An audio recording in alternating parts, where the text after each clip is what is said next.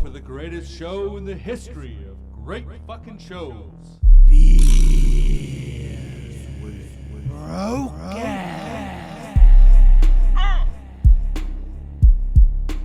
Yeah, come on. Yeah, come on. Yeah, come on. Whatever stuff. I'm from Surrey. That's all they need to know. Yeah, no, just talk about other crazy people that you grew up with in Wally. Yeah, do it. Is this beers with Brokeass? Oh, yeah, fucking right. Okay, man, here we are up in studio, 48th floor. Beautiful fucking day out. I got my main man, RTB. Yo. And I'm sitting here with a unbelievable talented fucking poker player, Brian Big Daddy Henningson. This motherfucker plays second and fourth in the BCPC, which was fucking amazing. And tell us a little bit about fucking going down to the States and playing in that World Series of Poker. Yeah, it was pretty amazing. Actually, I played quite a bit on Play Now Online and won quite a few freebies through them to go down there and play in some events. Yeah. Yeah, so it was pretty good. I haven't done too well in the States as far as major tournaments. Yeah. I have won some small tournaments, like at the World Series. They have these smaller tournaments for a few $100s.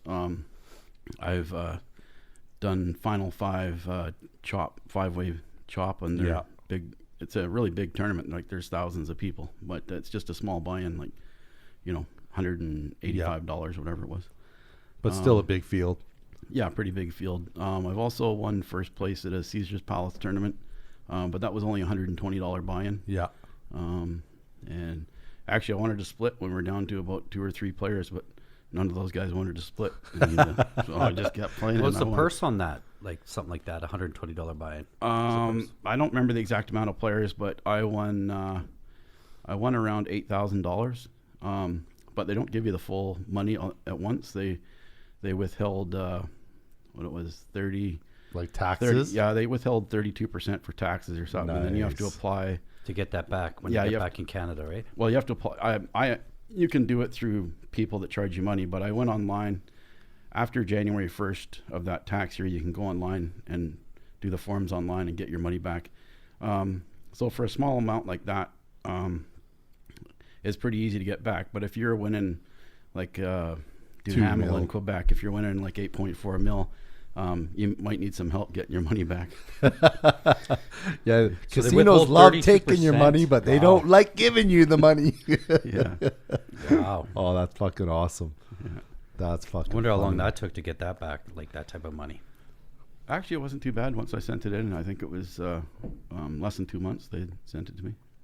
Oh, really? So the government of the United States sends it back to you? Yeah. Why do they take it in the fucking first place then? I don't get it, right? I think the casino's worried about if there's any kind of funny business, they don't want to be on the hook for the money, so they just take it automatic. And actually, and if you declare yourself a professional poker player, they withhold 50% of your winnings. Wow. If you say, hey, I just got lucky, then they're supposed to hold, 30%, but they withheld. I think on that one they withheld 33%. On a different one they had withheld 32%. Oh wow. Yeah. Wow. That's awesome. And you basically started playing poker before it was fucking cool to play poker, right? You were heading down to the States like when you were actually I got early 80s? Yeah, I got some fake ID and yes, and my this is what we want to hear. I got some fake ID and I went down to my grandfather took me down to the States. We went to Reno, Nevada. That's cool. And I was going for dinner and I saw this table and I was like, man, these guys are just sitting low. I thought it was a blackjack table, but they were sitting really low and I kind of had to look, it's poker. And I thought, man, that looks fun. And so after dinner, I stopped by and they said, hey, we got an open seat. And I started playing and I was the luckiest SOB there is. And I just kept winning and winning. So nice. When I got home, to BC here, I looked around and I found some underground clubs and started playing poker that way. So was it just like 5 card, or was this before Texas Hold'em, or was it actually Texas? This was 7 card stud. Oh yeah. I'm old. Yeah. No worries. That's fucking 7 card, awesome. Wow. Yeah. And How was there any aces, deuces, and one-eyed jacks that were wild in that deck too? Remember playing poker like that? Fuck. We'd be scrapping, punching each other in the face. Everybody has a royal flush, right? Like, fuck you. But it would be like, this is how we would break it down, is like, we'd have so many wild cards, but mine's more of a natural. Yeah. Like, and so I win, and like, we're fighting. yeah, I've been in some strange private games like that, but I just try to stick with the casino. I don't blame you. It's Safer. Yeah. yeah. Because you always do have that one asshole like jab. Yeah. Like you just like fucking aces, deuces, and one-eyed jacks. Like fuck, how many cards is that? That's a lot of fucking cards, man. Yeah. Like fucking Aces, dickhead. deuces. So that's 8 cards, and one-eyed jack says 10 cards, 10 wild cards. Yeah. Like, fuck. That's cool. What's so like? So what? I imagine there's a lot of pressure being in the World Series of Poker. I guess, eh? Well, yeah. I mean, I just play my style, and I don't really get that nervous. But I mean, No. I mean, sometimes there's some pretty big money on the line. Do you want to go into that real fucking bullshit hand that the guy, Wait. the fucking, when you were in the World Series, the big boy? Oh, in the main event. Yeah, yeah. I had pocket aces. Was it early in Yeah, the, it was fairly early. I don't remember level 3 or around level 3 or so, which is really early. I had pocket aces, and I don't like to do what other people do, so I put in a huge raise, because most people put in a small raise, and then they don't get away from their hand, and they get what they deserve. Yeah. Anyways, I put in a huge raise just to take the pot like full. Anyways, some guy called me with he calls me with King 10 offsuit. Oh, fuck. And anyways, the flop comes ace queen jack. So I flop a set of aces, but he flops Broadway there. Fucking straight. Yeah. Motherfucker. Anyways, the board never paired, and anyways, I'd been doing better earlier, so I still had some chips left, but not much. Anyways, about another 3 rounds later or something, I don't know, Team Italia Pro guy called me with ace king, and I had jacks, and we got it all in pre-flop, and he hit an ace on the river. Yeah. So that was the end of that tournament. I was pretty ill on that. Yeah, no, that's the thing, man. Like, once you play and you get in those situations, it fucking sucks. Especially when you get some fucking dickhead calling you on a big fucking bet with a fucking king 10 Yeah, king 10 offsuit. Fuck. The guy has no business being in that tournament, motherfucker. Like, did you raise him? Like you know? No, how he you get your raised 2 huge. The cards? guy should have I know, folded. but you get your first 2 cards. Did you raise them right away, or actually, or did you wait for the flop? Pre-flop. I raised an absolutely bizarre amount, which is maybe what triggered him to call. Like on the pre-flop. Yeah, Oh pre-flop. wow! And he So fuck. so we all had we started with 30,000 starting stack. Yeah. I raised it to like 12,000. So he was thinking maybe you He'd got already pocket lost quite a bit. deuces That was or- about half of his stack. so he's on tilt. Yeah, I don't know what he's up to, but I just thought it was really weird. That is weird. That's fucked up. Although Motherfucker. my thinking is a little flawed. I play a different style than everybody else. The new kids are playing Yeah. a small ball strategy and a lot more play. I'm Yeah. just doing. I mean, I have different varieties of play at different times, Yeah. at different levels. But You switch gears. Yeah, I switch gears. I think a lot more than other people. I just most people don't know that. Yeah. You don't want them to know that. Yeah, I never show my cards. You're definitely one of the best players that I've ever played against, and I've always had trouble with you. And you know who else though? George. Fuck, he's a good fucking player, that motherfucker. George, let's give a shout out to Big George Bennis. Yeah, I think he's been studying a bit. Yeah, no, I know. Because But I think you're too kind to me. no, Marco. fuck no, man. There's No, a there's lot of not good many. players Hey, out there. no, there's not many times though that you're fucking like pre-flop or even when the flop comes out, like you there's not many times when you're going in with the worst hand. Like, I'll just say that right now. There's a lot of guys that fucking, they play that heavy pressure and they're going in with the worst fucking hand and they're catching up on the turn or the river. Like almost that's true. Yeah, almost 90% of the time you're going in with the best hand. Like, you're a good, like, don't kid yourself. You're a fucking great player, man. And that huge second and fourth fucking finish in the BCPC, that was a big tournament, man. Daniel Negreanu, those guys were there. You know what I mean? There was like lots of pros. Mark Karam. Yeah, there's been a lot of players there. I'm actually the only player to do the final table twice at the main event. Exactly. So, Yeah, and big fields too. yeah. And these weren't small stakes either. That what was it, 3,500 or 5,000 the one? The first year when I got the second place, the buy-in was 2,500. That's right. Plus 200 service fee or something. Yeah. And the second year, I think it was 3,000, and I can't remember if the service fee was extra on top of that. Yeah. So they bumped it up a bit. And Negrano didn't come out until they finally had to pay him like his free entry plus $50,000 fee or something like that. So then he came out. Now, give a shout out, like, way to fucking support Canada, Daniel Negrano. Like, you know what I mean? He's like, no, I won't come out. I need to get paid, motherfucker. Actually, I didn't make it to the casino. I didn't make it to the tournament that year. I was I had a problem and I couldn't make it that year. Oh, that's right.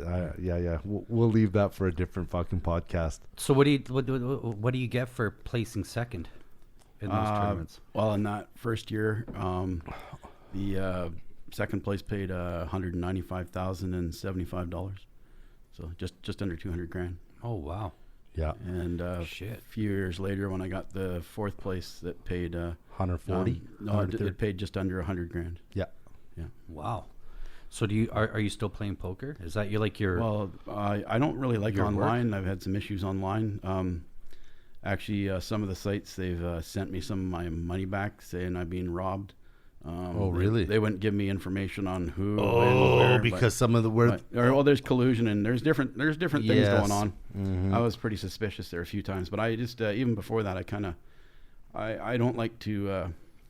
I mean, once in a while I play online. Actually, the local one, playnow.com, is kind of my favorite for online, but I kind of avoid it. Mainly, I like to play live because I like to see what kind of nutcase I'm playing. Did he press that button by accident? Is he drunk or is he? Is Yeah, he he a unconscious? dickhead? Does he have like $200,000 to fucking blow and he doesn't give a shit? Absolutely. Absolutely. Yeah, no, with online, it's sketchy, man. Like, you know, there's been like tables where, well, let's get it straight out right now. There's been tons of fucking cheating. There was that one motherfucker that was looking at everybody's cards for like almost that's right. almost 2 years. Yeah, Russ Hamilton. Yes. They've covered up his face at the World Series of Poker on his. Oh, no way. Yeah. Well, Oh. every winner gets a poster of him or whatever. Except plaster on the wall. him. Well, it's still there, but they just cover it. That's awesome. Yeah, and it's hard enough to fucking go through a big field. It would piss the fuck out of me to go through that field and then realize some motherfucker cheated to get to the top, right? Yeah. Like, that's fucking crazy. Yeah. I think he was playing mainly cash games though. Yeah. And he got caught Big because he was cash Yeah, games. he got caught because he was 100% perfect. Like Yeah. Oh, calling with 10 high. yeah. Oh, yeah. And not just that. Like, calling, like, someone would try to bluff them, and they would bluff them, and there's like a straight on board, a flush on board, all these big fucking like cards. So like there's like 90, like there's like so many outs for the other guy to have, but he sees that the guy was bluffed because he sees his 8-2 deuce, and he calls off like 30,000 with a fucking 10 high. It was like, I saw that they showed the chart, and it showed how fucking just the stats, like the best player was like 52% or something, and with calling everything, and then they showed him at like a 96%. They're like, oh, he's seeing the cards for sure. That's just How it's was mathematically he able to see the impossible cards in the first place? because it's online. He had the mother card when they developed the thing. Because he was was he a part owner? Well, I don't know the full details. Yeah. But somehow he got the card, and when when it all came down to it, you could see everybody's So everybody's he's sitting cards. there playing. All he had to do was not be a fucking dickhead. He could be still fucking playing at 60%. That's all he had to do. Like, just win like $1 million or $2 million a year. But he went gung ho, and then people were like, "There's no way he could fucking call that off." And they started talking to each other, and they're like, "This guy's fucking cheating." Yeah. Oh fuck. What? And then someone just decided to look into it, and Yeah. and that was Yeah, it. they He did. just There got was caught. a big investigation. Oh and, yeah, FBI, everything. yeah, and well, there's some guys. Actually, local player Brad Booth. He had Is he still missing by any chance? no. Actually, he's back. He Okay. yeah, I don't know the full details, but he's okay. Okay, good, good. But he had won over $5 million playing poker, and he lost, I think, close to $4 million in that scandal. And so he really crushed him, like psychologically and Oh, yeah, for mentally and sure. everything, yeah. Oh, so some of his money got taken by that other fucking Yeah, dickhead? he was one of the guys that lost the most of anybody.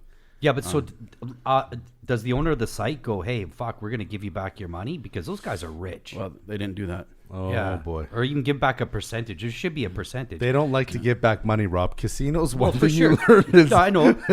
I know, but you just finished No. saying that you got some money back from one of these on-site Yeah, I think that was things. full tilt. I'm not 100% sure, but I basically I for the most part I don't play that much online. Yeah. Just a little bit with the local one, playnow.com. They over the years they've had some pretty good stuff, like with even with locals.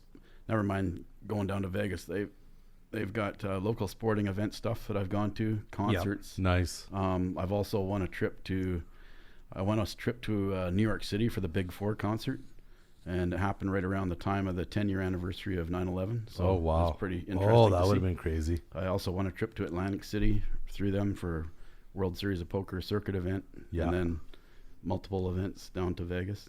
So I want to go back there. How did you know you were getting ripped off?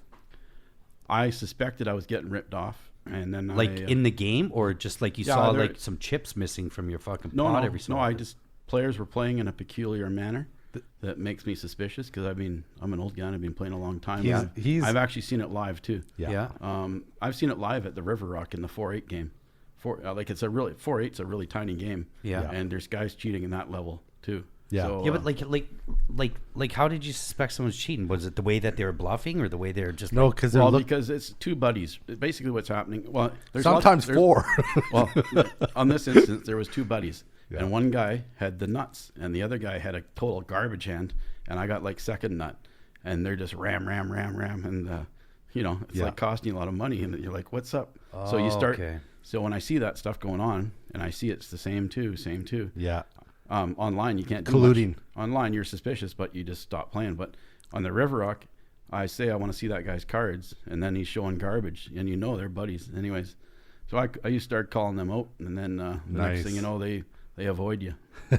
They know you. You're like the poker police. because like I've always wondered if the four of us had our laptop here, right? Yeah. And we all were sitting like this and whatever, just sitting how we're sitting now. Yeah. Could we all join an online game at the Yep. same table? Sure. And we could cheat. You can. Yeah. Yeah. Holy So fuck! there's lots of ways to do it. You don't even need to be in the same room. I can just be on this is simple. Like Yeah. there's stuff that's really complicated. I can just be on my cell phone and call you wherever you are in the world and say, hey, Yeah. we're at the same table. I got this, you got that. Yeah. Let's ram this guy or whatever. Right? Like, Yeah, because what they did though is they originally they would be like every say Poker Stars or all these Full Tilt Poker, they would have everybody's IP address, so they would realize, okay, these guys are close to each other or say live in the same province, whatever. But then you got these other guys that change their IP address and they're sitting together and then they're fucking watching. Like say it's a big game, like you got a table and you got 5 or 6 guys. Oh, I folded fucking an ace. There's no way this guy can beat you or whatever, and they're just colluding and they're fucking and they're winning a lot of money, right? Wow, that's fucking. A So bunch of live is a lot better, and it sucks to be cheated because, like I say, poker's hard enough. Fucking, you know what I mean? To go through a big field and then to have people cheating or tilting or stacking the deck is fucking annoying. So like at one point in your life, or are you still a professional poker player? That's your only source of income? I've actually never considered myself a professional poker player, although back in the mid 90s, I actually spent 2 years. This is long before it became popular. I spent 2 years doing it, and I had no other source of income, no UIC, no welfare, no job. I just played, No drug dealing, nothing's crazy. nothing. Just I straight just, poker. and grinding. and back in those days, I usually played at 709 West Broadway. There was a casino underneath the Holiday Inn Hotel. Oh, fuck. It Well, that's going back. And yeah, that was limit hold'em back then. So there's a lot tougher to make your money in limit. Oh, yeah. You can grind that table fucking for 14 hours and like be lucky to walk out with $300-400. Yeah. So they had a 5-10 game and a 10-20 game, and yeah, it was, I don't know. That's awesome. But over the course of time, it's quite mentally, it's very exhausting. It's a roller It really coaster. drains you. Yeah. Absolutely, man. You don't have, you're talking to a degenerate fucking gambler right over here. This is young Vladimir. Vladimir. Yo, oh what's boy. up, Vlad? Actually, that's why I stopped, because it was easier for me to fucking like bet $5 or $6 grand on a fucking sports game and then lose it in 3 hours, because it was easier. It was harder for me to play poker and grind for 13-15 hours and then like have that roller coaster. I'd rather lose it in 2 hours. Actually, me and Marco actually played in the same tournament one time. I don't remember which one it was. You were sitting at the same table with Tara Scott. I think it was pretty late in the tournament. I mean, I don't remember exactly which tournament that was. I mean, I played a lot, so Was it in the BCPC or? it was at the River Rock. So Oh yeah, yeah. But they also had the coast to coast or the. Oh, Johnny yeah, Chan you know or what? It might have been I'm not sure which one it was. Yes. Yeah. I remember that. Fuck, that's awesome, man. Actually, one of the toughest tournaments. I think it was the second year after the Johnny Chan, and they made it the coast to coast. I think I was sitting at a really tough table, like everybody was professional at my table. Yes. Like, What was Pro Wilkie with you? Well, there was a bunch of there was like Goo Boy Fricky and everybody was there. I remember that. So they were breaking the tables a certain way, and they had broken like so. Over the course of time, how you make money is that somebody busts out at your table and they bring new people, so it brings new money to your table and generates a higher amount of money at your table. Yeah. So our table was so tough and nobody broke out. Anyways, 70% of the tournament, they were breaking down tables from high to low. Yeah. No low number, and 70% of the tournament had finished, and we were still with the same 10 players at our table. And we were going a little kooky because nobody was getting rich. I remember that table. It was fucking stacked. Yeah. So, Like what was stacked? The players? Just the players? Well, yeah, just being all stacked? pro, all great players, all pro. Like, yeah. You ain't, And they looked at me and thought they were taking my money, but I just look unsuspecting. I don't know. Like I never thought they're. Okay, well, to be honest with you, like I said, I don't give a shit if I offend people. I really don't think there's much skill to poker. There's not. No. Well, I think it takes some skill to find. You need luck. I think it takes some skill to continually get down to the final players, but it does take luck to win. That's 100% for sure. Yeah. Yeah, no, because because it all comes down to what you're dealt with. I get the body reading. And but I don't know, man. I don't know, because I'm up the floor with this fucking guy every time we play. Whether it's aces, doozies, and one-eyed jacks, I kick the shit out of him. That is so not true, man. That is so not true. Sure, there's been situations like what was that fucking guy? Was it Goldman or he won the World Series of Poker. And he was fucking terrible, but like it was like Jamie Gold. I think was it Jamie Gold or I think I can't remember. It's something like that where like they analyzed his hands that he was getting, and they were like almost anybody could have won the tournament with this guy's fucking hands because he was just got fucking really lucky, right? Yeah. Well, okay, I said, but is it the body reading though? Yeah, no, it's not just that. It's everything, man. It's betting. It's grind, and it's not being on tilt. And this motherfucker here can sit 20 fucking hours, and he can out grind you because he's not impatient. And then the next thing you know, you're like, fuck, I'm pissed off. I want to go get my dick sucked by a fucking hooker or whatever. And you're thinking all this other shit because you're at this table and you're making stupid fucking moves. And he's sitting back like a fucking cat going, I'm going to I got this guy. Actually, nowadays, they only limit the play per day to 12 hours, which is kind of disappointing for me. Yeah. The first year that they played the BC Poker Championships, We played and played, and we played over 16 hours the first day, which is unheard of nowadays because it's like 12 is max. Yeah. Anyways, they said, "Oh, we're gonna play till 50," because there was, I don't know, like 506 players, and they said we're gonna play till 50 because all 50 are gonna be in the money, and you can come back day 2. Nice. Well, it took a really long time. We were over 16 hours, and so what I saw is early in the day, I see guys playing perfect poker. Like, wow, I can't believe that guy folded that hand and played perfect. And then 15, 16 hours later, I think their brain turns to mush, and Yeah, I you're see these guys shoving with deuce 7. They're not used to it. Yeah, okay. Because you used to play back, like in the States, like sometimes you would sit down on a table for like, 20 hours and shit. Or Well, actually, I think that's just partly because I'm low budget Surrey. What would happen is back in the day when I went to Vegas, they had really cheap rooms. Sunday through Thursday, they had rooms like, I don't know, $30 to $40 a night. But wow. on Friday and Saturday night, it was like $300, $400, $500, $600 a night because LA would come out and visit. oh, motherfuckers. So what would happen is on Thursday night, I get my room, I sleep, and then I wait till the maid is knocking and bugging me, and then I have my shower and check out, and then Friday night, I'm just sitting there playing. Saturday night, I'm sitting there playing. And then Sunday morning, so I just stay up for a few days and play Oh, poker. that's fucking crazy. And then Sunday morning, I check into a room again. Oh, that's awesome. So if you can do that, that's fucking that's power poker, man. Like that's Why'd they put 12 hours onto it? Was it because it's people's money and they're making Well, bad in decisions? the tournaments, they just wanted to have a certain structure style, and that's what they chose to do. But yeah, I mean, there's lots of different play, right? Like whether you're playing cash game or like when I was doing the few days there, that was just cash games at the Mirage and stuff. But because back then the Mirage was the place to play, but everything changes over time. yeah. But yeah, for tournament, my preference is actually tournaments. Oh, And yeah. that's where I make most of my money. So, but Awesome. So so you grew up in Surrey? Were you Yeah. born in Surrey? well, I was born in New Westminster at St. Mary's Hospital. Oh yeah. Nice. And what school did you go to out here in Surrey? Well, I went to Harold Bishop, Johnson Heights in North Surrey. Oh, Johnson fucking Heights, Johnson nice. Heights too. I didn't know that. Oh boy.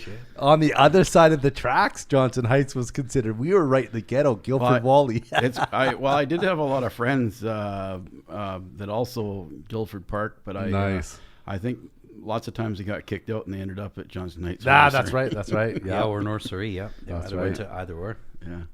Oh, that's fucking awesome. Yeah, that's crazy. So what was it like growing up in the fucking 80s like that? Like one of the coolest fucking times.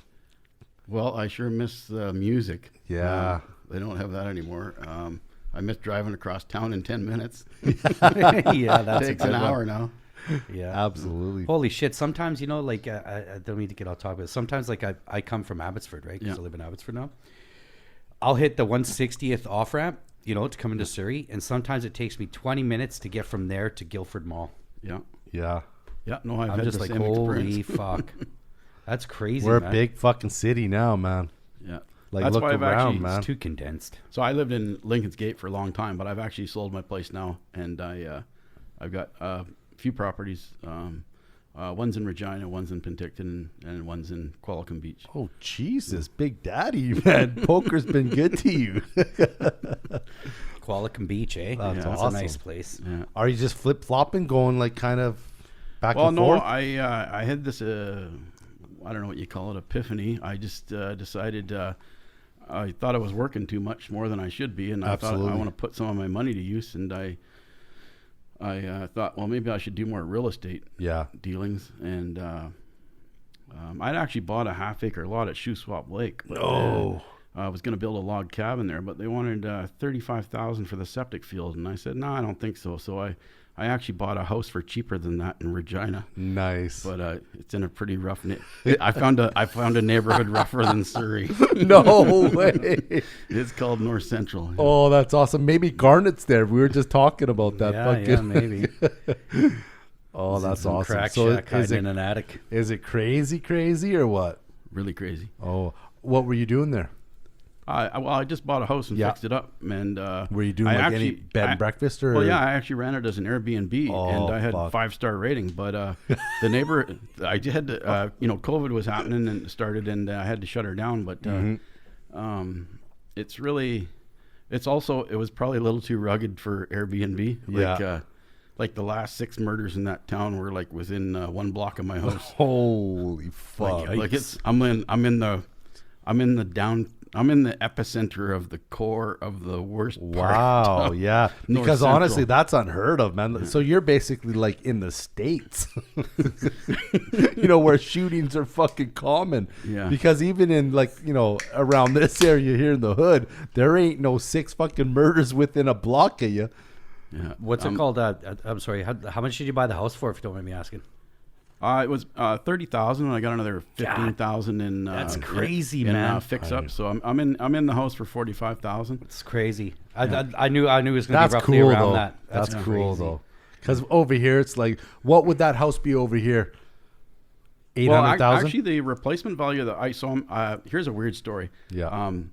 The replacement value of the house is listed at 309,000 currently, but it'll never get that price in that neighborhood. But I can't get insurance on my house, so I'm really worried about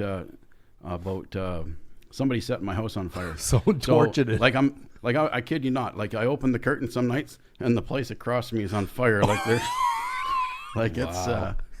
it's rugged. Oh wow, that's fucking awesome. Well, I didn't think it was awesome. I'm a little nervous about my investment. Yeah, no shit. So they won't even give you insurance, but you still get you still have the land, Well, right? I- So I- if your I- house burnt down, you still have the land where you could get that. Yeah, but Isn't I'd that the never majority of the value though? Is in the Well, land? it would cost too much to build a house there, so I'd never rebuild there. Yeah. I'd be toast if somebody burnt my house down. Oh Jesus. Right, I'm just taking a gamble that housing prices go up again soon. Especially in this fucking. We're in Saskatchewan, but aren't they always like that? Like, what's the highest your house has probably ever been there? Maybe 100. Oh no, 150? actually, I don't know, 10 or more years ago when they're in their boom years, the houses in my neighborhood were going for around 180 to 200,000. Oh wow. Okay. Yeah. So if it comes back, you're sitting. That's a good investment. Oh yeah, yeah. So Yeah. right now, I just got a couple roommates there to make sure that Nobody burns the fucker down. or breaks in and Do you know the graffitis or- people like friends from childhood or anything? No, or- no, just some Just you met. guys. Yeah, Oh, that's fucking awesome. yeah. So is it sketchy walking out of the house and Oh yeah, because yeah. You don't want to wear red. oh fuck eh? Oh, I'm in a blue and black neighborhood. So is it like, are we talking like red alert or are we talking like the Crips No, and shit? No, we're talking about what do they call them? Bloods? The NSK, the Native Syndicate Killers or whatever. Oh, so they're going up against red alert. Well, I don't know who the red guys are. I don't really follow it. Yeah, myself. I yeah, just- for sure. I You're just just know- like, holy fuck, man. I just know there's guys wearing red in the neighborhood getting stabbed. They come Oh. up and run up behind you and stab you. Holy fuck. So I That's don't recommend wearing red. So that St. John's fucking red starter jacket right behind us is probably a no-go. Actually, I got to tell you that the at the Mosaic Stadium one night Yeah. they had the Heritage Hockey Classic, and the Calgary Flames were playing. Anyway, so I had a red jacket on. It wasn't a Flames jacket. It was just happened to be a red jacket. I wasn't thinking. Yeah. Anyways, at the end of the night, my friends were like, "Oh, our hotel is right next to here." So I'm like, "Yeah, I'll just walk home." Anyway, so I'm walking home. Anyways, so some car passes me, right? Anyways, they do a loop and come back again. And I'm thinking, holy cow. And then I start thinking, oh, yeah, I got the red jacket on. Fuck. So, I mean, I was, Yeah, that's sketchy, man. so I was concerned. Yeah, for sure. Yeah, but it seems like crazy to me. Like you probably couldn't even be 90 years old wearing a red jacket around there, and they'll fucking hammer you out or gun you down. Like, that's a bit too much, I think. You know what I mean? Yeah. Like- It's a really extreme neighborhood. Like, to give you an idea, 1.5 blocks from my house, they were they were carjacking people, but even after they carjack them and get their car, like they're still shooting them. Holy Like, fuck! like So I'm at you- 5th and Ritalik, or like halfway down. Yeah. And they're down at 7th and Robinson. They're Oh, so it's total like it's fucking it's worse than Guilford Wally, man. We never seen gang shootings and shit like that. it's, Like, it's really rough there. Yeah. wow, that's fucking awesome. I don't know that it's awesome. Okay, fuck, here we are up in studio, 48th floor, Civic Hotel. Beautiful fucking evening. Now I got my main man here, RTB. So Yeah. And we got a wicked interesting guest here. Not really pro poker player because he doesn't want to be considered a pro poker player, but this guy is fucking awesome. Brian Big Daddy Henningson. Hi, Marco. Hey, yo. So let's just go into a little bit of the early years at fucking in high school. How was that growing up in the 80s, one of the best fucking times in the world? Oh, yeah. I mean, standard how it is. I mean, Surrey has a certain rep, and back then it seemed to hold true. Although nowadays it still has a bad rep, and I've noticed that there's a lot of other problem areas. Like, for example, drug problems. Right now there seems to be a large amount of drug-issued people in Maple Ridge. It's huge. There seems to be a large amount of, for actually probably close to 10 years, the majority of gangland shootings locally are in Abbotsford? no, I was going to say Langley, like I was thinking of Walnut Grove area of Langley, but actually there was one the other night. Couple guys, they didn't know how to set their vehicle on fire after they shot somebody at the Sandman. Fuck, I saw that. The thing on fire. They're trying to light it as they're driving or whatever. Or maybe. Well, a normal person would drive down a dead end lane and light it up, but they ditched They took it to an they extreme. dished it in motion, and then a lot of people were following them. And they're like, holy fuck, I saw that. Like, did you see that on the No, news? is that Oh, true? yeah. So you see this, it was like a Suburban or something, or you see the car fucking go through the lights. There was a brown SUV, and Oh, yeah. I actually drove home after work past that parking lot, and Yeah. there was several vehicles smashed up. There's some that are still there. Some have been towed away. Since. And I don't even think the thing got engulfed in flames. It kind of went No, out. they put it out right away. And actually, when I went by, when the RCMP had the doors open on the vehicle, I could see a red gas can in behind the driver's seat in behind. Yeah, that's beautiful. But I just thought, wow, that's weird.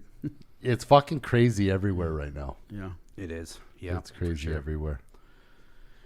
Like we drove past Tent City today down there. What's that, Strathcona Park? Is that where that is? Holy fuck! There was a guy there that had like it was like his tent was bigger than this fucking studio we're in right now. Absolutely. And he had a wood burning stove in there, Really? Yeah. right in the fucking Tent City, right at Strathcona Park. Couldn't believe it. Smoke coming out of the fucking chimney. I was like, holy fuck, man. There's wood structures built in there and everything. Yeah. Like, Well, some wow. people take it to the extreme, just like Big Daddy over here in the corner. I don't know about that, Marco. Oh yeah, okay, yeah. I won't tease you, but so any funny fucking stories you got here in, like, say, the Wally area? Well, just growing up, the usual stuff you'd expect, shenanigans. Yeah. But I did the regular stuff. I mean, when I was a younger kid, I mean, Friday nights at the Canada Games Pool in New West, and Nice. usually Saturday nights at Stardust Roller Rink in Wally Exchange. Oh, that's awesome, Stardust. And, Big shout out to fucking Stardust. That's fucking iconic, man. Epic. I've only ever been once. Yeah. Yeah, I always stayed away from Wally. Yeah. Scared. No. Yes. Well, we were worried about the Wally burnouts, man. We heard so Oh, much fuck, shit I wasn't about worried those about the guys. Wally burnouts. Did you know any of the Wally burnouts? I might have known a few people. I don't, Yeah. Doing I your just- own. I always was more thought in they my were a teenage myth. years. I mean, crazy shenanigans here and there. Yeah. Also played a lot of several years of minor league hockey at North Surrey Rec Center, Nice. right in the Wally Exchange. Oh, that's all torn down now, eh? Fuck. We're on it. I think we're on it right now. No, I think it's right over there still. Did they still keep it? No, well, they are tearing it down. I don't know what's going there. Big fucking high rise or something. Wow. Fuck. Fuck.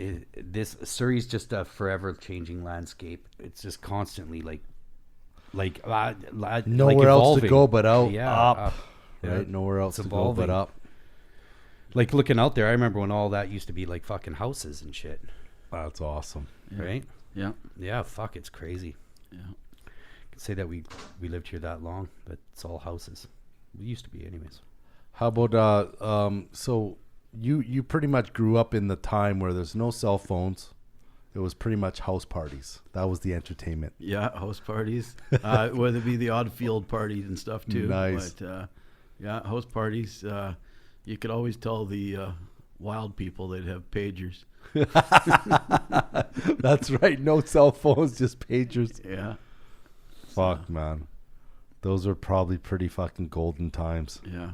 Actually, there was a pretty wild party I hit. I think it was around the Langley Abbotsford border. There were lots of Surrey people there.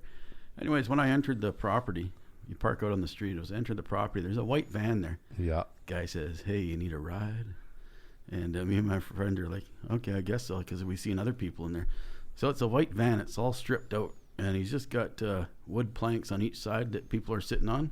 Oh, Jesus. Yeah. Anyways, I didn't know this guy basically had a motocross track set up around the outside of his acreage. Yeah. And this guy drove the white van over these jumps, and we were hitting the ceiling and floor.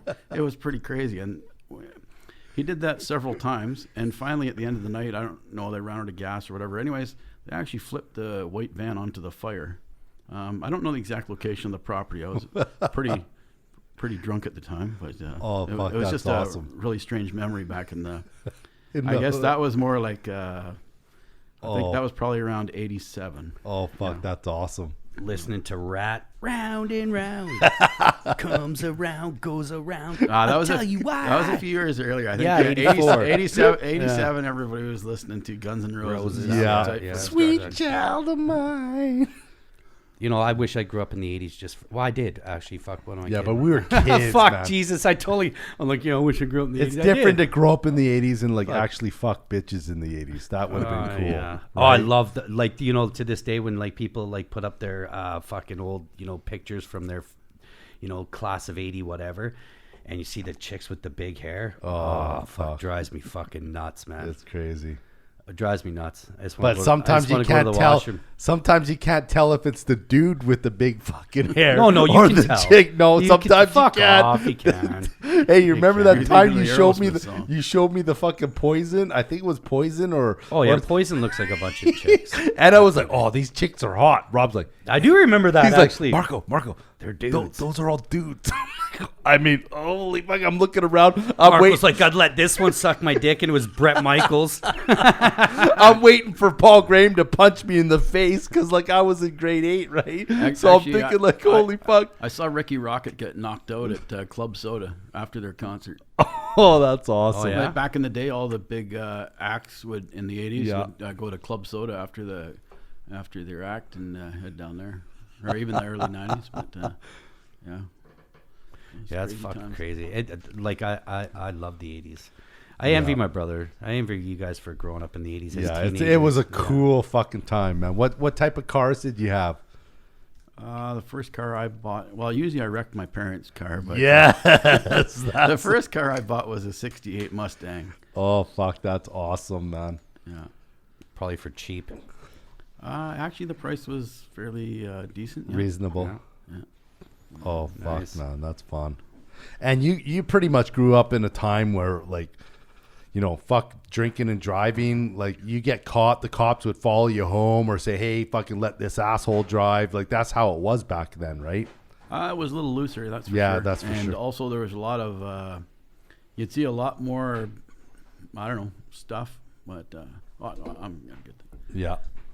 I got my own supply. I wasn't. Yeah, sure. yeah, I wasn't sure how many you guys had. Oh, we got lots. Yeah, the laws were a little like yeah, really lax well, back for then. sure, man, for sure. Yeah. Less cars on the road. Like it's better now. Like of course you don't want people fucking driving around fucking, you know, pissed drunk, fucking killing people. But that's just how it was back then. Like even the cops. Like you pull a cop that's a retired cop. He'll tell you, you know, we'd give people warnings fucking that we would know, like, you know, that we grew up with or we would know their parents. and we'd fucking like follow him home, or we would, you know, like say, hey, fucking, you know, get this guy to drive. That's just how it was, right? So we're not condoning Beers with Brokeass is not condoning fucking drinking and driving or anything like that, but that's just how it was back then, right? So, you know, we got to keep it real too. Right on. So what's your biggest accomplishment in life, being from Surrey and all? Well, I don't know. I guess I don't know. I'm still alive. Yeah. We're still alive. I don't know. I've done a few things. Actually, I mean, I've had my few shares of mischief and this and that. I mean, a lot of people talk about some of my poker accomplishments, but I actually think some of my biggest accomplishments. I was in a really bad motorcycle accident that I survived, and I thought that was a big accomplishment because I called Guinness records, but they won't do nothing without a valid employee there to represent, to ensure that it's legit. Oh, they want to see it again. Well, I called them to check because I didn't think anybody done what I'd done. But also I was pretty happy about bicycle riding across Canada. Yeah. So you know what? Let's talk. We got your poker already on here. So let's talk about that fucking accident. So what happened with that? Like, what were you doing leading up to it? Well, actually, I was living in Surrey at the time, and I was on my way to a poker tournament in Regina. Nice. And but I thought I'd go visit some friends up in the Edmonton area. Anyways, actually, I visited some friends in the Okanagan the first day. The second day, I visited some friends in Edmonton, and then I was on my way to Regina. And for some reason, it was just I had a brand new 2004 Ninja ZX6R 636, and it was like brand new. Yeah. Anyways, it was a really, really, really hot day. The hottest day of the year, actually. Anyways, I didn't want to scratch the tank, and I couldn't stay cool. And so I had my zipper down, and I was like, oh, it's going to scratch the tank. So I thought, well, I'm going to take my jacket off. So I took my jacket off. And when I took my jacket off, I thought, well, why wear blue jeans if I'm not wearing a jacket? So I took my blue jeans off, too. I had a small luggage bag in the back. Anyways, I had everything bungee corded on the back seat. Anyways, I'm cruising along. In just your underwear? No, in shorts. And like I look like I'm going to the beach. Oh, okay. Yeah. Yeah. Anyways, I'm on this race rocket, and I'm cruising along, and it's hot out there in the prairies, and you're getting delirious, and the next thing you know, you're thinking, I could go a little faster. So To cool off. So I thought, Surrey logic. Guilford Valley logic. So I seen the sign 32 kilometers to Saskatoon, and I thought, man, I should crank it. And anyways, the next sign, whatever it was, 15 kilometers to Saskatoon, I decided, you know what, I'm gonna take this bike as fast as it can go, and then for the first 10 kilometers, and then I'm gonna coast into Saskatoon on the Yellowhead there for the last 5 kilometers. Jesus. Anyways, I had the bike. So there were several guys saying, oh, you can do 300 plus on a Ninja, and other guys were saying, no, there's a governor. Anyways, there is a governor. Anyways, at 298 kilometers an hour, there's some kind of warning buzzer on your bike that, hey, this thing doesn't want to go any faster. Also, I'm looking at the RPMs, like, wow, they're pretty high. And anyways, I had it full open as fast as it could go. And it's pretty windy. You don't want to stick your head up too high. Anyways, I was shifting my body a bit, and the wind somehow sucked the jacket and stuff that was bungee cord on the back seat into the back tire and sprocket. Fuck. Anyways, it locked up the back end. At that moment in time, when I'm doing close to 300K there, I couldn't look back because it was too fast and I was going to wipe out. So I thought that I seized the engine from cooking it. Yeah. Anyways, I pull in the clutch, and the back end doesn't release. And it's at that point that I'm thinking, okay, something's stuck back there, and I think it must be the jacket.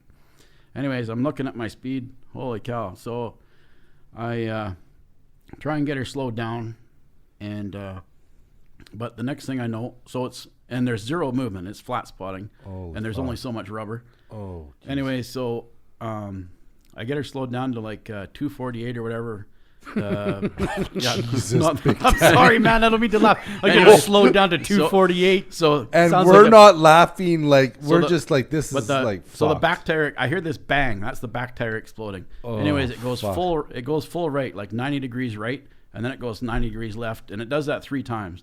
Anyways, on the third left, I high sided. Anyways, my shoes sucked off in the air before I hit the ground, and then when I hit the ground, I hit, and then I bounced, and then I came down again. And then I dragged on my left side for a few seconds. That's why I don't know if you can see. I've only got half my elbow here. Yeah. Yeah. Anyways, basically I dragged on my left side, and basically it ripped open the left side of my body, and a whole bunch of meat came out of my body and kind of clung. But anyways, I got lucky. I got into a roll, and I rolled down the freeway for, I don't know, close to a quarter mile, more than an eighth of a mile, somewhere between an eighth of a mile and a quarter mile. Anyways, when I finished rolling, I didn't have any clothes on. They all shredded off. And the only thing I had left was my helmet. I had a full face helmet, luckily, because it felt like, basically I rolled straight down the freeway, and I was in the tire rut, basically, and my head was really bouncing. Anyways, the rest of my body, I lost basically 60% of my skin. I lost all my toenails. Jesus. Anyways, I was in rough shape. Anyways, some people saw it, so they pull over. And actually, one lady went to bring me a blanket, but I looked so gross, she threw up. And anyways, it was the hottest day of the year. And I says, you guys, my body went hard. I couldn't move. And I knew I was fine, but for some reason I couldn't move. And I says, man, you guys gotta put me on the grass. I says, I'm laying on the asphalt here on the road. Hot road. And I says, I feel like a piece of bacon in a frying pan. Like I'm on fire. Yeah. Like I'm on fire. You got to move me. Like I'm in major pain. Yeah, don't keep me Like, down. Yeah, just imagine us if you ever cook bacon and you get that splatter of grease on you. Yeah. My whole body felt like that at once. Mm-hmm. Anyways, yeah, it was pretty brutal. Anyways, everybody's like, "Oh, you got a broken neck. We're not going to move you." No, fuck you, move me, motherfuckers. I'm like, man, I do not have a broken neck. You saw me rolling here Yeah. like a motherfucker. Just move me onto the fucking grass. Anyways, Did they move you on the grass or they keep No, it- nobody Oh, would move me. motherfucker. You're not supposed to. You're No, not I know supposed to that, move but them. fuck. They all thought I had a broken neck. I knew I didn't have a broken neck, but my body went hard. Anyways, I just sat there and cooked for however long. It seemed like hours and hours, but I don't know how long it took. The ambulance finally showed up. People were calling ambulances and stuff. Anyways, they showed up. They were like, "Whoa, wow!" And there's big puddle by that time. I mean, there's a lot of stuff that comes out of your body, like not just blood. Like there's a lot of fluids and Well, there's clear goo and yellow goo, and I don't know. There's a lot of things that come out of your body. It's like Ghostbusters. I mean, it's not green, but it's similar to that. Plasma. plasma blood. Fuck, Jesus Christ. man. Anyways, so they Where did they take you after that? they took me to University Hospital in Saskatoon, and then they spent all night doing operations on me. Jesus. And then I stayed there for 2 more days, and then they transferred me to St. Paul's Hospital in Saskatoon because they're a burn unit specialist there.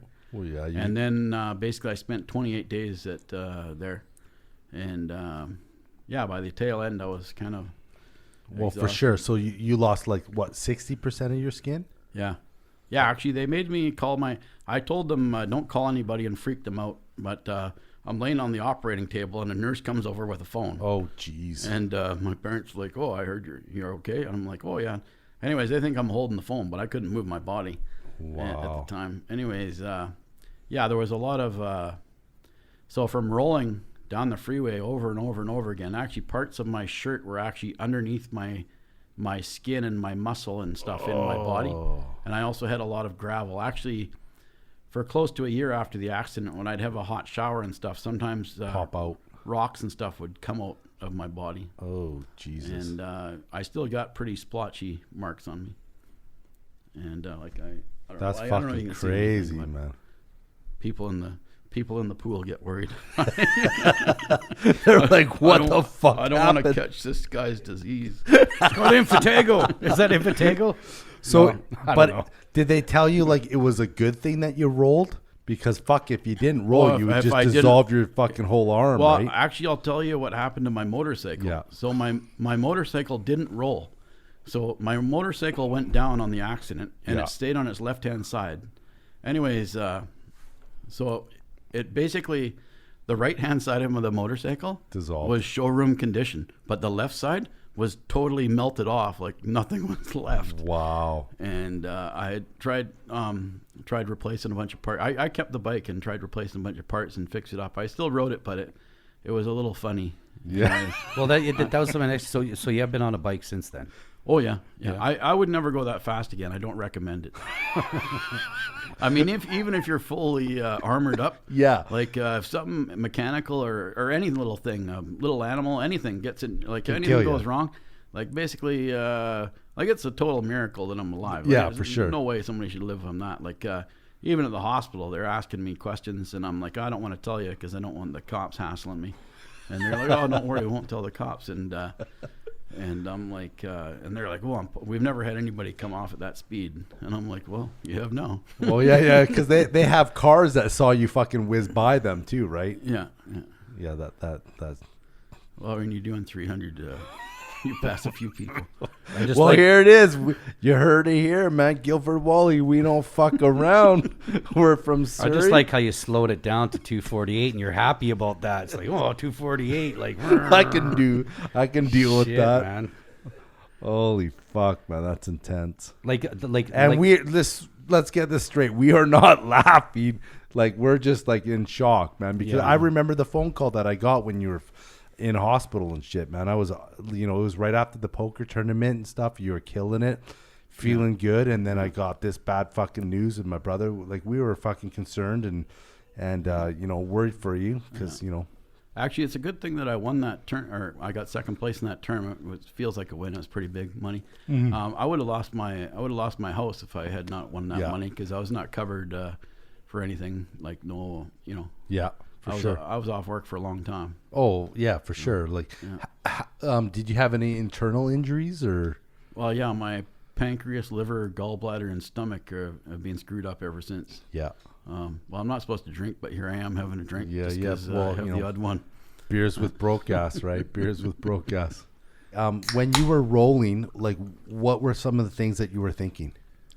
Well, Like your skin's it's on weird fire? because you hear about it in, I don't know, movies or different stuff, but your life does kind of flash before your eyes. Mm-hmm. Also, I don't know what's going on, like delusions or whatever kind of stuff happens in your life. But for me, I had like shadows all the way on both sides of the road on the freeway, all the way down, like that were basically people, but they're just black shadows. Anyways, all the way down.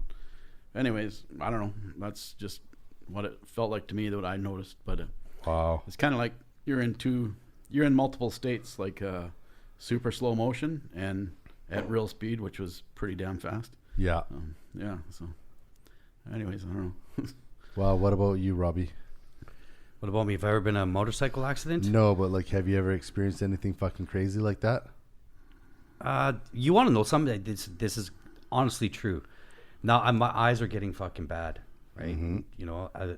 Someone stole my glasses out of the work truck that one time, so I have these other glasses, and I'm starting to see what you see, like these shadows, and it's shit out of the corner of my eyes, and it's almost like something's there, but you know what I mean, and it's enough to draw your attention to where you look. Yeah. So, I mean, it's probably just my eyes playing tricks. Do I believe in ghosts and shadows and all that other shit? No. But, however, I do see weird shit coming out of the corners of my eyes and shit. Yeah, but plus you've never been in an accident fucking going 240 kilometers an hour rolling on the fucking concrete. So it's basically your brain and your body and your eyes, all your senses basically like saying, okay, I might die or I might fucking live. Like, But I do know, like going through like post-traumatic stress disorder and stuff like that, and you do see weird shit. Yeah. You do. Yeah. And yeah, for sure you do. Okay. And it's all the weird things that you play back in your mind from the day and whatever. How were your dreams afterwards? Like, do you have dreams about it? No, not really. I just, I'm pretty extreme though. I'm not like your average guy. Yeah, he's You a ain't savage. no fucking pussy, man. He's a savage, man. He fixed the I fucking know. bike, the same bike, and got on it, and it doesn't quite ride the same. It's probably all wobbly and shit. Yeah, you know, actually, but that's the funny thing that's about impressive. the funny thing about the bike is Basically, Saskatchewan insurance told me to go screw, and ICBC insurance told me to go screw. I actually hired McNinney and McNinney, or whatever their names are, the biker guys that you're recommended for motorcycle accident. Nice. Anyways, they lost my file though, so I never did. Nothing became of that. But I was actually supposed to get recovered from. I had insurance on my bike, but they didn't. Basically, nobody would pay me. Oh, really? Basically, what's supposed to happen is ICBC was supposed to pay me in Saskatchewan standards, which Saskatchewan pays more than BC does. But basically, everybody told me to go screw. So luckily, I had some poker winnings. Yeah, no shit. That's fucking crazy, man. And then, so after that, did you what did you? Well, how long was the recovery? Like, well, I was in basically I was in Saskatoon Hospital for a month. Then I got transferred out to BC. Basically, VGH burn unit made me a burn suit to compress my skin to. Like I said, I lost a lot of skin, and they made me a compression suit to like top and bottom to basically hold things together. And so were they telling you like, listen, this is fucking serious? Like, you can get an infection at any time. Well, in the early stages when I was at the hospital, they actually thought, basically, if you lose 50% of your skin or more, you're 50-50 to die. Wow. I mean, the more you lose, like they're thinking you're going to get an infection. Yeah. Anyways, I grew up in Surrey. I'm pretty tough. I need a fucking bazooka to take this guy down. Yeah. Yeah, I'm sure we all had the he who flew. The he who flew. We've survived. Yeah. It's the water we drink from here. Yeah. Yeah. Fuck, that's scary. So then when you came back to Vancouver, like how did that work? Like did you go back there like periodically once you got out? Like did they have to check up on you and give you skin grafts or? Oh yeah, well I constantly go to VGH and they do they didn't do skin grafts, but they used a lot of chemicals on me to try and I don't remember some like one was it to regrow the skin or something or? Well, yeah, they're trying to make it heal properly and smooth and hopefully tight to your body, and because there's some of the keloid scarring pops up. Like there's one on my back that girls would give me a hug or something, and they're like, "Oh, it feels like a baseball like sticking out of your back," and it's like, "Well, that's one of the bad scars." Yeah. So I was pretty torn up. Jesus. Wow. And then what did you do after that? I didn't do anything for a really long time. I just lived off my poker winnings or from the second place at the BCPCs, and then I actually kind of went back to playing poker for a while, but I didn't feel very good, and I just kind of did odds and ends. Yeah. And then you went back into the poker, right? So the accident was in 2006, and so I'd got second at the BCPCs in tail end of 2005. I also got, and then the fourth place in 2010. But before the BCPCs in 2010, I actually bicycled across Canada just because I was sitting at home and I was kind of not doing nothing. I was in a rut. And hold on a sec. When did you do that? 2010. Holy fuck! Because I didn't know that. I thought it was recent, like 2014 or something. No. Oh, that's fucking crazy. Okay, like I got a few buddies that I told this to. And they were like, they ride bikes, Lance fucking Hayrock and Klaas Johnson. And these guys go in like little tournaments or like little rides up in Penticton and all these places. Yeah. And when I told them that, they were like, holy fuck, man. Like, that is crazy. And then was it your mom's mountain bike? Yeah, well, at the time I didn't own a bicycle. So I borrowed my mom's mountain bike, which was several times too small and very uncomfortable. I was hunched over the whole ride. That is fucking crazy. I learned some valuable lessons in that trip. Like how strong the mind can be over fucking like the pain of the body. Well, how sore your ass can be the first couple of weeks. And being hunched over ain't too fun. No, fuck no. Yeah. Tell us about that. Like, what was that like? Holy fuck, man. Like, Well, here's the thing. I actually, I would have most likely quit on day, whatever it was, 3 or 4 or whatever, from Hope to Princeton. Yeah. In through the Allison Pass there. Yeah. I basically, what happened is all my friends, like I hadn't exercised since grade 10 PE. that's how I do it. That's even more impressive. So I had not exercised since grade 10 PE. So every single one of my friends bet We're like, me you're crazy. Every single one of my friends bet me money that, that that's I couldn't awesome. do it. So the reality is, when I was going up the mountains from Hope there, I took Highway 3, which is probably the worst route you can pick. Yeah. Anyways, I went up Highway 3 to up through Allison Pass, and if I didn't have those bets against my friends, I would have quit that day.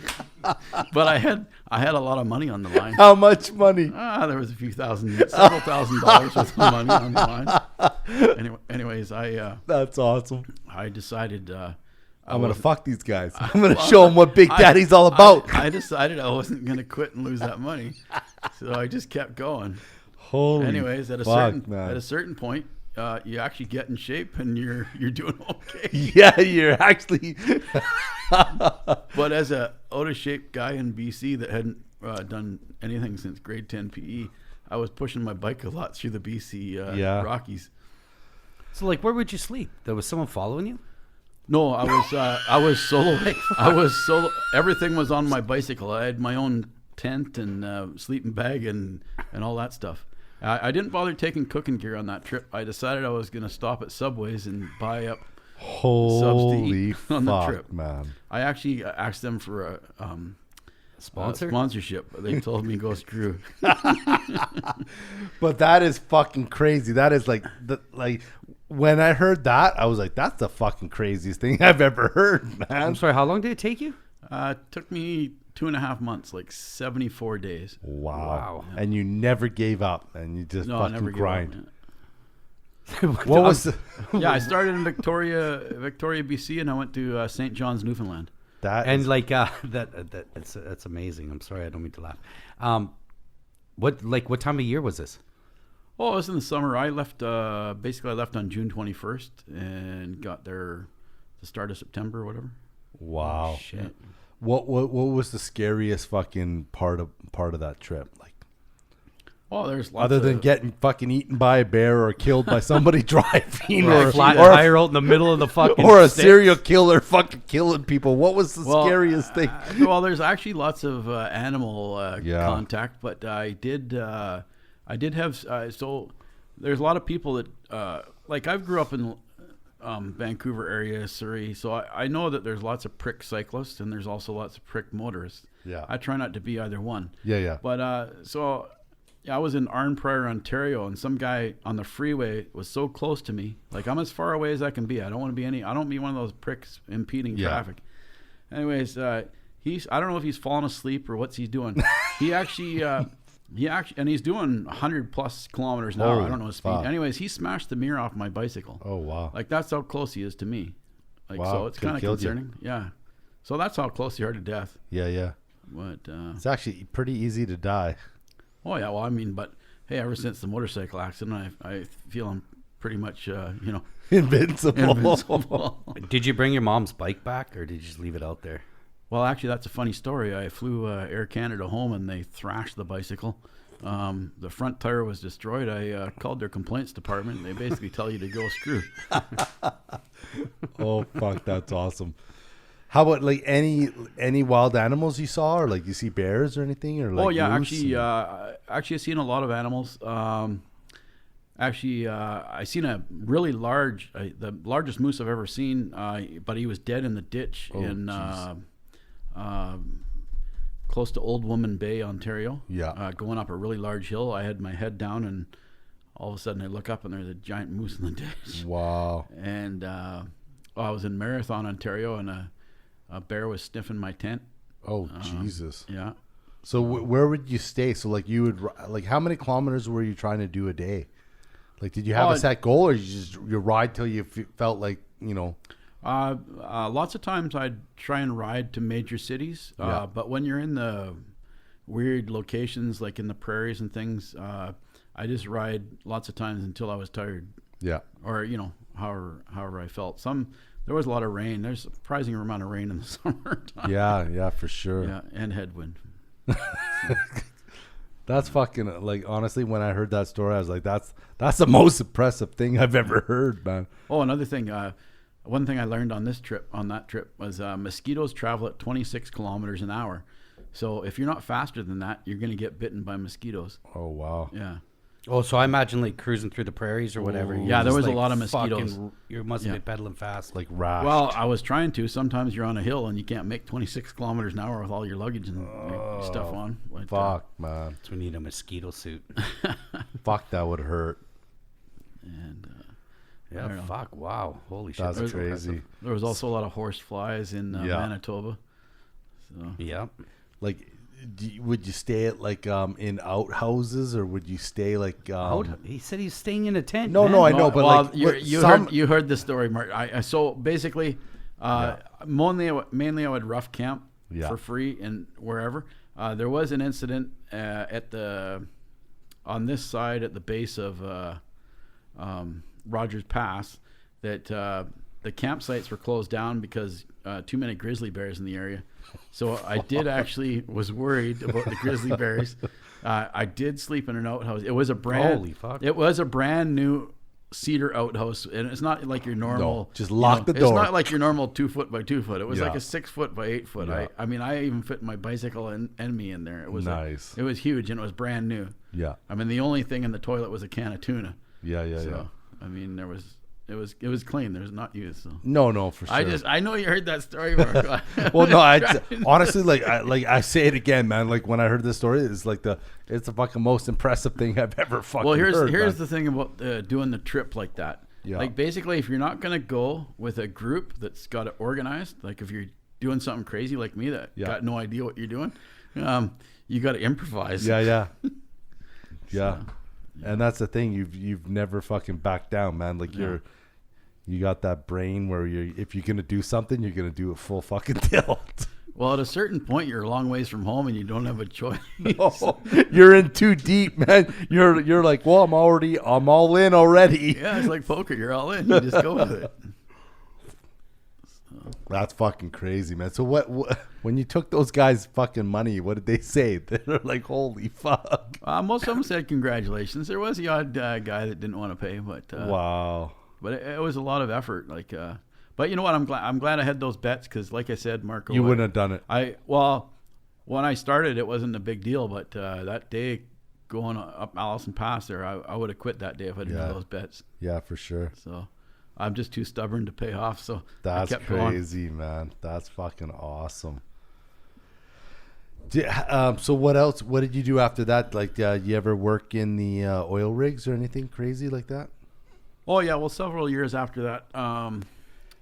What was that? 2010. Oh, actually, around 2013, I decided to try out life on the oil rigs. I worked there for 3 years, but mainly I didn't work full time. I just kind of worked for 3 months in the winter, and then said, "Hey, I'm gonna take the rest of the year off." Yeah. It was good money. Yeah. It's a little cold up there, and not everybody's the happiest. But, Yeah, how's that up there? Like, animals, or is it really what they say? Like, those guys are fucking like a different breed up there. They're animals. they're a different breed. Okay, we'll leave it like that. Oh, that's fucking awesome. Yeah.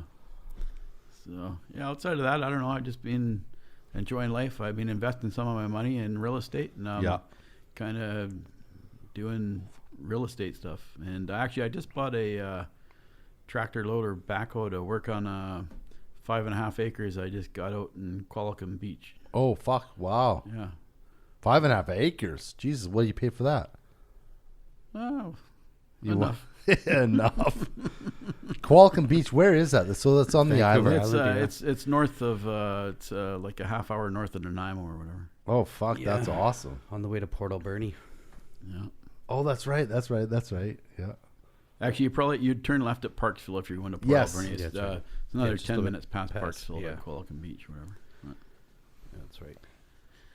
Anyway, so just goofing around out there, and Yeah. See what happens. yeah. And then I still got my other properties. Just, Yeah. So I read an article here the the other day.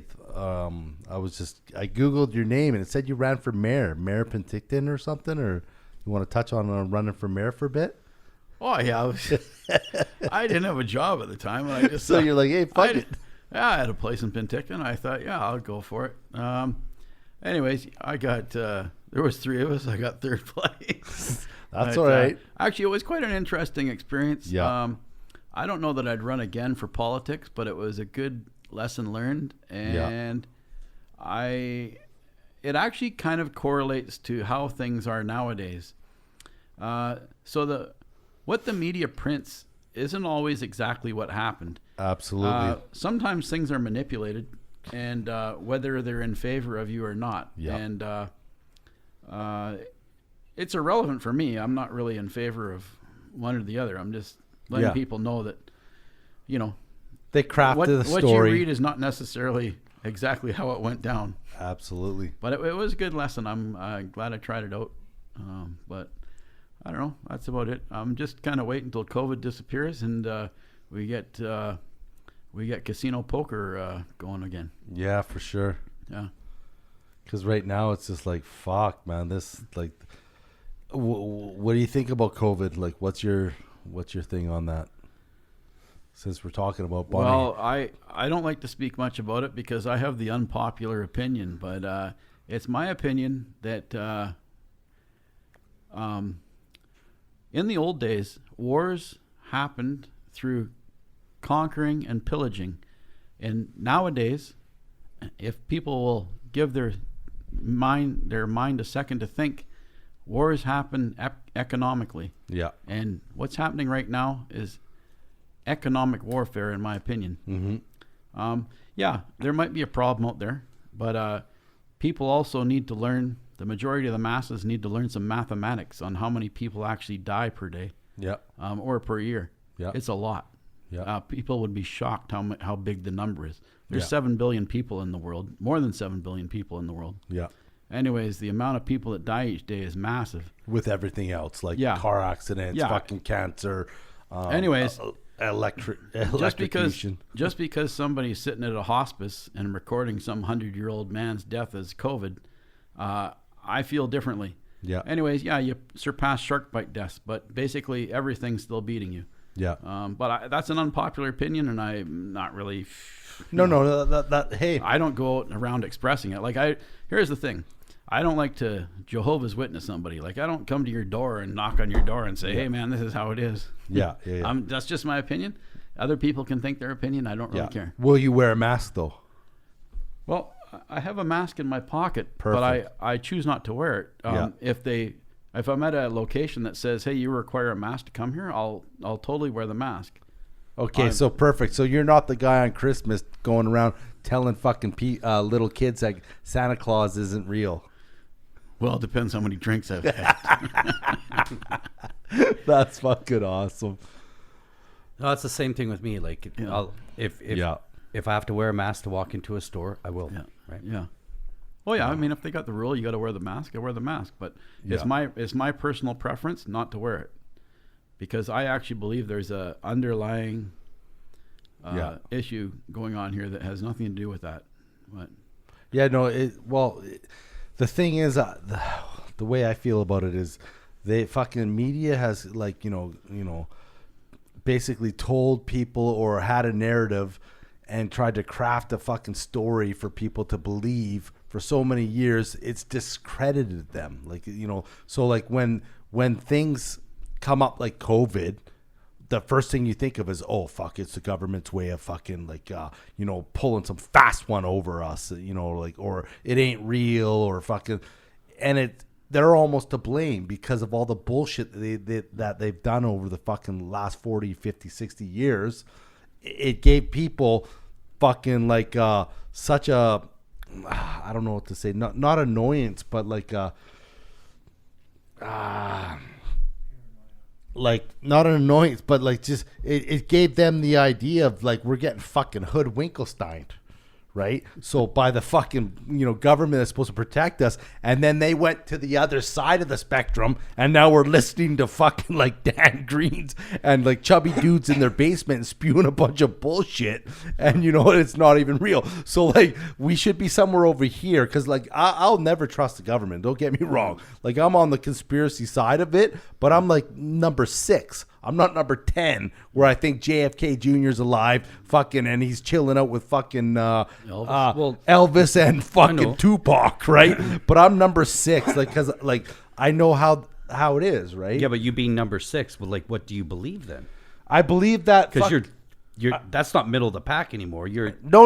I'm 100%, man. Like, so what do you believe? You believe Zionist Abe Finkelstein fucking chopping up babies and putting no, I don't believe McNuggets because that shit's on number fucking 10. That's a 9 and 10 scale. But what I do believe is the government wants you to do a fucking certain thing. And I'm over here because I believe that they want you to go to work. They want you to fucking pay off a house. They want you to fucking do all that bullshit. Yeah, they want you to succeed. No, it's not that. Kidding. They want you to keep fucking busy so you're not out protesting and saying, hey, what's wrong with the fucking, like, the structure or government agencies, right? Like, that's I wouldn't kind even of call that a 6, man. Before the COVID started, there was a huge protest problem in Hong Kong. I noticed they cured that up now. Absolutely. I agree. I often wonder about that because all of a sudden, hey, they ain't protesting out there. No one's hearing about it anymore. And like, fuck, I don't know, man. Like, I'm not even a huge Joe Rogan fan, but he's a pretty fucking, like, he's on the, like, he leans the conspiracy way. And I got to agree with the guy a lot of the times because you can see CIA, they release fucking records or transcripts. NASA releases transcripts and fucking like records and all this shit. And you can see that there's some fucked up shit going on. And they don't want us to know about it because they want us to wake up every day, go to work, go to your fucking dead-end job, or go do this, keep your mind busy, and don't fuck with us because we're in control. So I see both sides of it. I just don't think fucking, Abe Finkelstein is fucking up there with JFK Jr. that's gonna come alive again, and they're chilling with fucking Tupac making. I know, I know, but I just don't believe that you're a 6. I'm a 6 for sure. I will never be a 4. 1. You could be a 1 and hate the fucking government and not trust the government. No, because if you're on that scale, you believe everything the government. If you're a 1, you are eating up everything the government's fucking telling you. If you're a 5, you're like, I don't know what the fuck's going on. I'm going to snort another rail and fucking bang another hooker. Because you don't know. You're like this way, that way. But if you're a 6, you're going, maybe some of this shit makes sense. But I don't know what the fuck to what extent. That's kind of where I'm getting at on the scale. Okay. Well. So, Swingle Berry. That looks like fucking Dan swayed you, man. No, Dan hasn't swayed me, man. I was always fucking on that side, man. Because, like... come on, Next man. thing you know, you're going to be like, I don't believe in COVID because I can't get COVID. Hey, honestly, like to tell you the fucking... You want to go fucking for real here? I'll go for real, man. You want to go for real here? The only problem that I have... I might get in shit for this, but the only problem I have with COVID is it wasn't as powerful as they fucking said it was going to be. Because we need fucking 3 to 5 billion people off Earth. I know people are going to be like, you're a fucking cunt, you're a goof, for saying we're overpopulated, there's no doubt. We're overpopulated. We have such a disrespect for nature and animals. Like, fuck, man. We need something to fucking kind of like, go, fuck you guys, right? That's my point on it. And I'll take one for the team, man. If I get the cove and I fucking go, well, fuck, man. I'll make fucking Earth a little bit better, man. Fuck, man. It was awesome to have fucking hold on a sec here. Let's go, Big Daddy Brian Henningson. Fucking, well, I've almost a pro poker player because, well, you would be pro if you fucking announce yourself pro, but you don't want to do that. Well, then they start charging me 50% tax, Marco. Why would I do that? Exactly. That's just kids that aren't thinking. Yeah. Fucking awesome.